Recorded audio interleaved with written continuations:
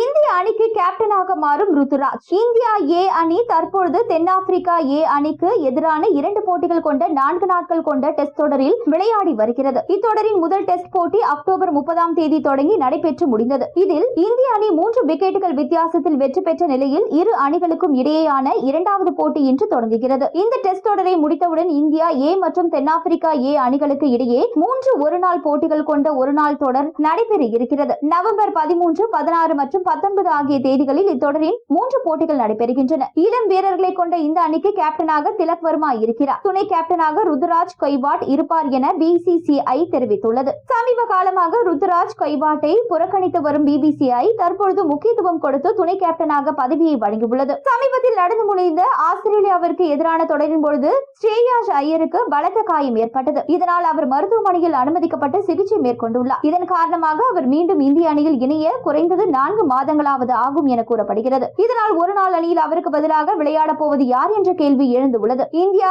ஏ அணியில் சிறப்பாக விளையாடும் வீரருக்கு அந்த வாய்ப்பு கிடைக்கும் எனவும் எதிர்பார்க்கப்படுகிறது. இந்தியா ஏ அணியில் துணை கேப்டனாக நியமிக்கப்பட்டிருக்கும் ருத்துராஜ் கெய்வாட்டை இந்த வாய்ப்பை பயன்படுத்தி மீண்டும் இந்திய அணிக்குள் வருவாரா என்ற எதிர்பார்ப்பு ரசிகர்கள் மத்தியில் அதிகரித்துள்ளது. சிஎஸ்கே வீரர் ருத்துராஜ் கெய்வாட்டை சிறப்பாக விளையாடி இந்திய ஒரு நாள் அணியில் இடம் பிடிப்பாரா என்ற எதிர்பார்ப்பு அதிகரித்துள்ளது. தோனியிடம் சிஎஸ்கேவில் ஆலோசனைகளை தொடர்ந்து பெற்று இருக்கிறார். தோனி போலவே சிறப்பாக செயல்படுவார் என ரசிகர்கள் எதிர்பார்த்துக் கொண்டிருக்கின்றனர். இந்திய அணி தென்னாப்பிரிக்கா மற்றும் நியூசிலாந்துக்கு எதிராக ஒருநாள் போட்டியில் விளையாட உள்ளது குறிப்பிடத்தக்கது.